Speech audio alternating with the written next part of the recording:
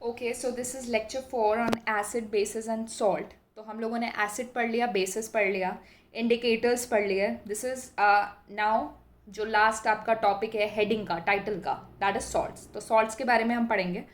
First of all, पहले दिमाग में सोच लो कुछ सॉल्ट्स के एग्जाम्पल आपने पढ़े थे। सबसे कॉमन है NaCl। इसका इसका तो सबको पता ही है, ठीक है। नाउ इसकी डेफिनेशन समझने का ट्राई करते हैं हम इसी एग्जाम्पल से। Okay, so the definition is they are the chemical compounds which are formed by the replacement of hydrogen ion from the acid by a metal। अब बहुत कंफ्यूजिंग लग रहा होगा। तो सबसे पहले क्या बोल रहे हैं, ये हाइड्रोजन का रिप्लेस कर रहे हैं किस में से, एसिड में से। कोई भी एक एसिड सोचो, HCl।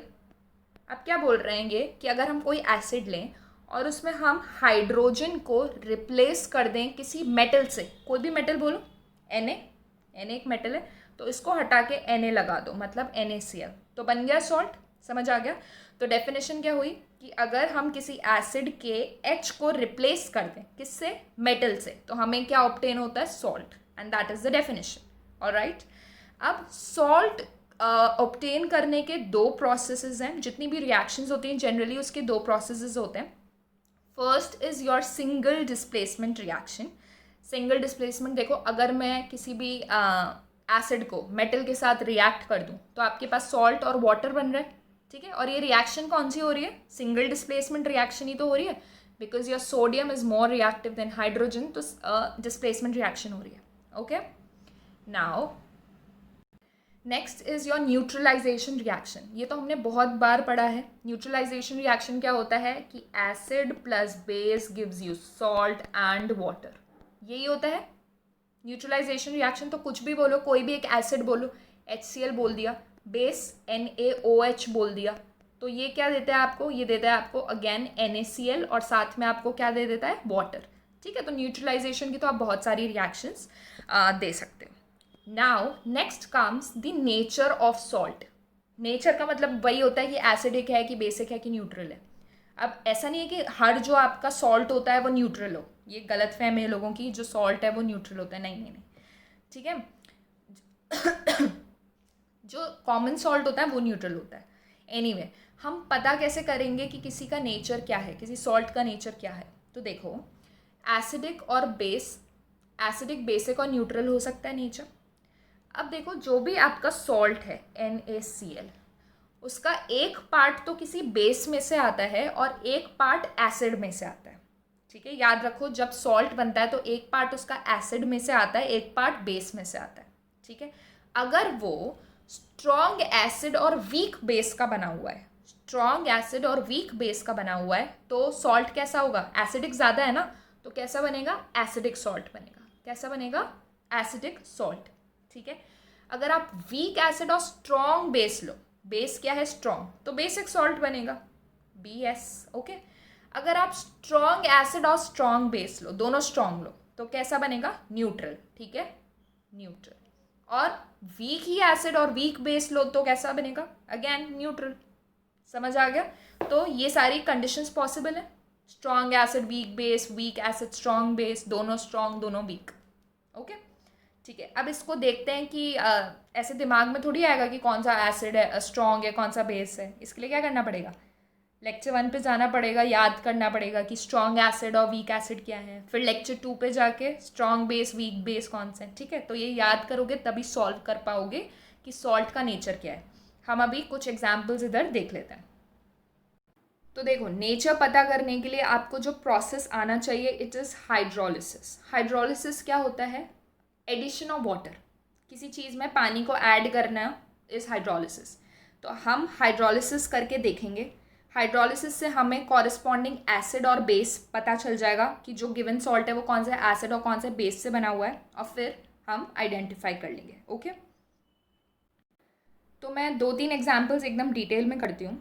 तो सपोज आपका जो सॉल्ट है वो है Na2SO4, ठीक है। सॉल्ट क्या है, Na2SO4। हमको क्या करना है, हाइड्रोलिसिस करना है, मतलब हम पानी को ऐड कर रहे हैं। सबसे पहले देखो कि आयंस किस किस में टूटेंगे। Na2SO4 है तो ये Na पॉजिटिव पार्ट इसका Na है और नेगेटिव पार्ट इसका सल्फेट आयन है। जो आपका वाटर है वो H और OH में टूटता है, ठीक है। अब देखो, जो इसका पॉजिटिव आयन है वो इसके नेगेटिव से जुड़ेगा और इसका पॉजिटिव आयन इसके नेगेटिव से जुड़ेगा। Na और OH मिलके क्या बना रहे हैं, NaOH, जो कि एक बेस है, ठीक है, बेस है। और H और SO4 से कौन सा एसिड बनता है, H2SO4, ठीक है। अगर आपको इनकी स्ट्रेंथ पता है तो NaOH जो होता है वो स्ट्रॉन्ग बेस होता है और H2SO4 भी स्ट्रॉन्ग एसिड होता है। तो स्ट्रॉन्ग बेस और स्ट्रॉन्ग एसिड से कैसा सॉल्ट बना, neutral. All right, okay. Next example, NH4Cl and H2O। Again H2O किस में ब्रेक होगा, H प्लस में और OH माइनस में। NH4Cl ब्रेक होगा अमोनियम NH4 आयन पॉजिटिव में एंड Cl नेगेटिव में, ठीक है। तो इसका पॉजिटिव H पॉजिटिव और Cl नेगेटिव मिलके HCl बनाएंगे। ये NH4 पॉजिटिव और OH नेगेटिव मिलके NH4OH बनाएंगे, ठीक है। तो ये आपका बन गया NH4OH एंड HCl। HCl जो होता है वो स्ट्रॉन्ग एसिड होता है, ये NH4OH अमोनियम हाइड्रोक्साइड एक वीक बेस होता है। तो सॉल्ट का नेचर क्या होगा, एसिडिक, ठीक है। नेक्स्ट CH3COONA, ये एक सॉल्ट है, और H2O। तो ये किस में ब्रेक होता है, Na वाला पार्ट पॉजिटिव होता है इसका, तो Na पॉजिटिव एंड ये पूरा जो रेडिकल होता है CH3COO नेगेटिव एंड H2O किस में ब्रेक होगा, H प्लस में एंड OH माइनस में, ठीक है। तो अब देखो ये H प्लस तो CH3COO के पास जाएगा और ये NaOH के पास जाएगा, ठीक है। तो कॉरिस्पॉन्डिंग इसके क्या बनेंगे, CH3COOH तो एसिड बना, NaOH बेस बना, ठीक है। ये होता है स्ट्रॉन्ग बेस, CH3COOH एक वीक एसिड होता है, ठीक है। तो ओवरऑल नेचर किस पे डिपेंड करेगा, बेस पे। So it is a basic salt. कौन सा है सॉल्ट, ये, ठीक है। Now next is some important salts. तो अब हमने सॉल्ट्स की डेफिनेशन पढ़ ली, उसके टाइप्स पढ़ लिए। अब हम कुछ इंपॉर्टेंट सॉल्ट्स के बारे में पढ़ेंगे, मतलब कि उनको कैसे प्रिपेयर किया जाता है और उनके यूजेस क्या क्या हैं, ठीक है। तो सबसे पहले हमें कौन सा सॉल्ट पढ़ना चाहिए, ऑब्वियसली NaCl, क्योंकि उसी की बात हम कर रहे हैं तब से। तो कमर्शियल प्रेपरेशन, कमर्शियल बहुत लार्ज स्केल पे होती है ऑब्वियसली, ठीक है। किससे होती है, सॉल्ट वाटर लेक होते हैं, उससे लार्ज स्केल में निकाला जाता है। और कौन कौन सी टेक्निक्स यूज होती हैं, evaporation, filtration, crystallisation. You just need to remember this, okay. तो this is the commercial preparation, okay. Now we come to the uses. अब NaCl के तो आप बहुत ही यूजेस बता सकते हो। सबसे पहले तो कुकिंग फूड में, ठीक है। Next is used as preservative in pickles, ठीक है। अचार वगैरह के लिए प्रिजर्वेटिव के लिए यूज होते हैं। Used in making soaps, used in chlor alkali process. अब ये क्लोर एल्कली प्रोसेस बहुत इंपॉर्टेंट प्रोसेस होता है, ध्यान से समझो क्या होता है ये। तो देखो, एक कंटेनर में हम NaCl का सोल्यूशन लेते हैं, ठीक है। NaCl सोल्यूशन मतलब मिक्सड विद वाटर, ओके। अब ये कैथोड है, ये एनोड है। कैथोड क्या होता है, positive terminal, anode is negative terminal, okay. तो सबसे पहले NaCl जो होता है वो ब्रेक होता है Na positive and Cl negative में, ठीक है। अब ये क्योंकि पॉजिटिव है तो कौन से टर्मिनल पे जाएगा, नेगेटिव टर्मिनल यानी एनोड पे जाएगा। और Cl नेगेटिव क्योंकि नेगेटिव है तो पॉजिटिव टर्मिनल यानी कैथोड पे जाएगा। Is that clear, okay. तो अब देखो कैथोड पे क्या रिएक्शन हो रही है और एनोड पे क्या रिएक्शन हो रही है। कैथोड यानी पॉजिटिव टर्मिनल पे क्या गया है, क्लोरीन गया है।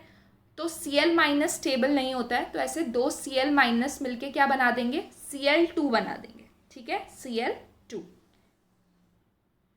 तो ऐसे दो Cl माइनस मिलके क्या बन रहे हैं, Cl2 बना रहे हैं, ठीक है। और एनोड पे क्या हो रहा है, दो Na प्लस मिलके 2Na बना रहे हैं। Na2 नहीं बनाएंगे क्योंकि Na2 ऐसे एग्जिस्ट नहीं करता, तो दो Na बना रहे हैं।